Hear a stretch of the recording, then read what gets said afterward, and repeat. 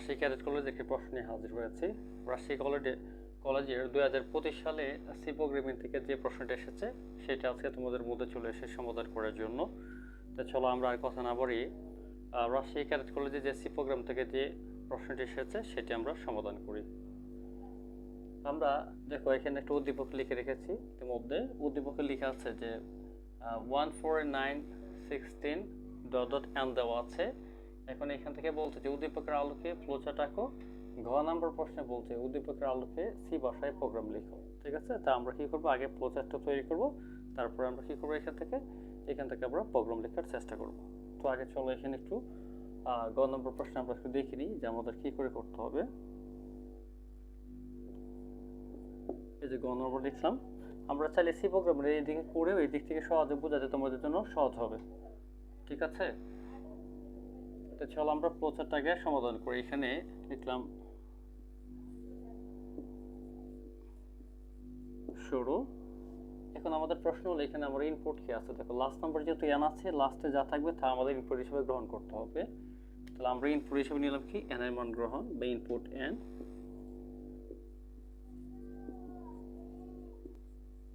N এর মান গ্রহণ। ঠিক আছে, এরপর আমাদের দেখতে হবে যে আমাদের কি লাগবে। আমাদের এখানে সামনে আমাদের প্রারম্ভিক মান কি আছে, 1 আছে। তা আমরা একটা ভেরিয়েবল ডিক্লেয়ার করলাম, নিলাম এ।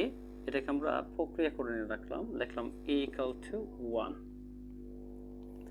এরপর আমরা একটা কানেক্টর যুক্ত করব। কানেক্টর যুক্ত করব এই জন্যই কারণ আমাদের সামের কাজ সম্পন্ন করার জন্য কন্ডিশন চেক করতে হবে। কন্ডিশনের পাশাপাশি আমাদের প্রারম্ভিক মানগুলো লাগবে। বাস এখন আমরা এখান থেকে কন্ডিশন দিতে চাই, তাহলে কত পর্যন্ত যেতে পারবো, আমরা n পর্যন্ত যেতে পারবো। তাহলে আমরা এখানে লিখব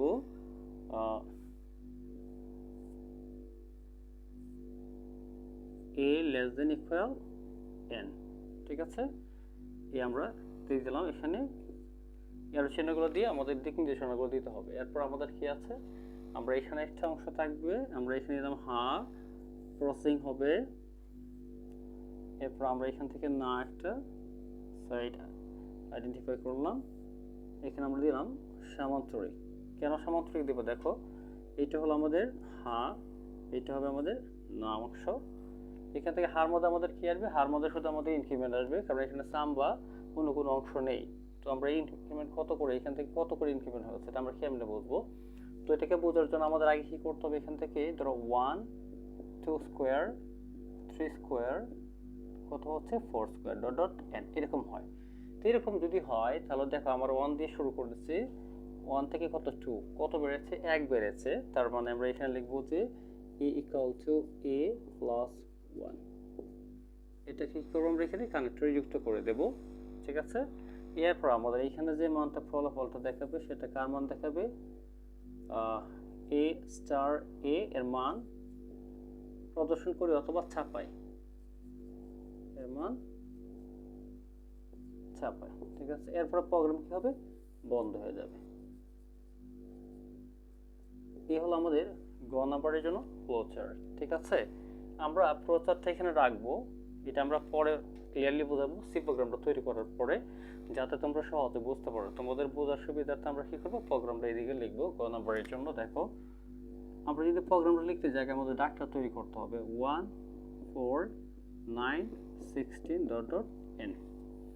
1 2 কে লেখা যাবে, 4 কে লেখা যাবে 2 স্কোয়ার, 9 কে লেখা 3 স্কোয়ার 4 স্কোয়ার ... n। কেন আমরা এরকম করেছি, স্কোয়ার দিয়েছে কারণ এখান থেকে এটা যদি আমরা নেই তাহলে এন থেকে কত 3 বেড়েছে, এখান থেকে আবার কত বেড়েছে 5 বেড়েছে, এখান থেকে আবার কত বেড়েছে 7 বেড়েছে। তার মানে অন্তর আমাদের ঠিক নেই, তার মানে সমান্তর দ্বারা না, গুণোত্তর দ্বারা হলে কি হইতো, পূর্ববর্তী পদ দ্বারা পরের পদকে যদি আমরা ভাগ করি তাহলে 4 কে 1 দ্বারা ভাগ করলে কতবার 4 বার যাচ্ছে, 4 দিয়ে 9 কে ভাগ করলে 1 পয়েন্ট সামথিং। তার মানে এই দিকও মিলছে না, যেহেতু মিলছে না সেজন্য আমরা কি করলাম, প্রত্যেককে বড় করে নিলাম, অর্থাৎ বড় করার ফলে দেখছি যে একই হয়ে যাচ্ছে। ঠিক আছে, এখান থেকে 1 বেড়েছে, এখান থেকে 1 বেড়েছে, এখান থেকে 1 বেড়েছে। এখন যদি আমরা 1টাকে স্কোয়ারও দিই তাহলে কি হচ্ছে, 1ই হচ্ছে। ঠিক আছে, তো আমরা এখানে প্রোগ্রাম রচনা করি। এখান থেকে দেখো #include stdio.h মেইন ফাংশন। আমরা একটা কাউন্টার ভেরিয়েবল ডিক্লেয়ার করলাম, দিলাম a semicolon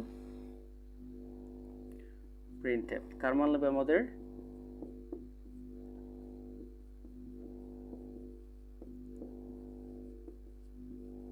enter the value of n এর মান লাগবে সেমিকোলন। তাহলে আমাদের এখানে কি লাগতেছে, কমা n লাগবে। আমরা এখানে ছোট হাতের n নেই, নিলাম n, এরপর কি সেমিকোলন, নিচে হলো quotation. Okay, scanf modulus D. Modulus D কেন, যেহেতু আমাদের ইন্টিজার টাইপের নিয়েছে আমরা এখানে ভেরিয়েবলগুলো, অর্থাৎ এই জন্য আমাদের কি মডুলাস ডি হবে। এরপর আমরা কমা দেব বিটওয়েজ এন্ড, যে ভেরিয়েবলটা আমরা ডিক্লেয়ার করেছি আমরা এটাকে এখানে বসিয়ে দেব। এরপরে কি হবে, কত দিয়ে শুরু হচ্ছে, 1 দিয়ে শুরু হচ্ছে সেমিকোলন। আমরা চাইবো এটা কি দিয়ে করার জন্য, আমরা এটা ওয়াইল দিয়ে করার চেষ্টা করব, ঠিক আছে। তো ওয়াইল দিয়ে যদি করি তো আমাদের প্রথমে কন্ডিশন লিখতে হবে while a less than equal n, while এর পরে সেমিকোলন হয় না, সেকেন্ড ব্র্যাকেট। এখানে আসবে শুধু সাম, যেহেতু আমাদের নেই তাহলে আমাদের কি আসবে, এখানে শুধু ইনক্রিমেন্টটা আসবে। তাহলে কি পাচ্ছে এখানে a equal to a plus 1 semicolon second bracket. এরপর আমরা কি করব, প্রিন্টএফ দিয়ে ফলাফল দেখিয়ে দিব।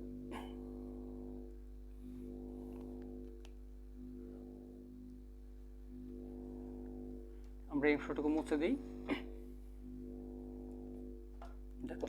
তাহলে আমাদের প্রিন্টএফটা কি হচ্ছে, প্রিন্টএফ মডুলাস ডি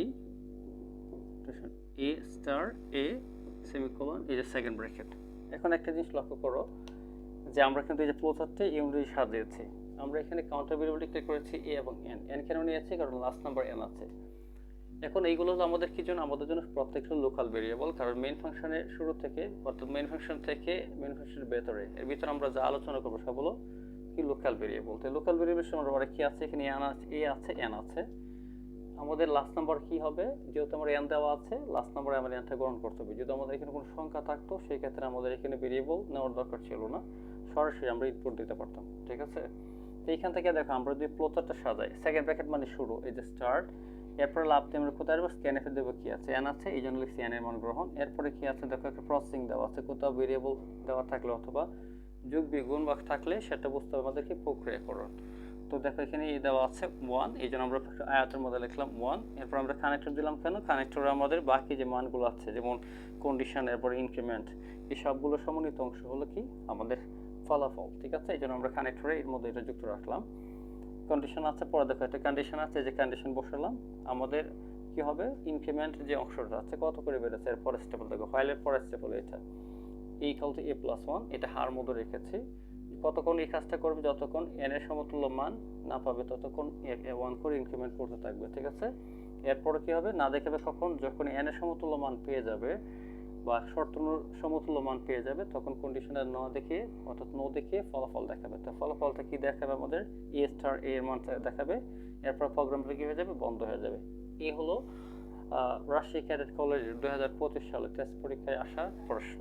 যদি তোমাদের ক্লাসে সমাধানটি সহজ বলে মনে হয় তাহলে অবশ্যই বলবো, তোমার জায়গা থেকে একটি কমেন্ট করে যাও। ধন্যবাদ সবাইকে।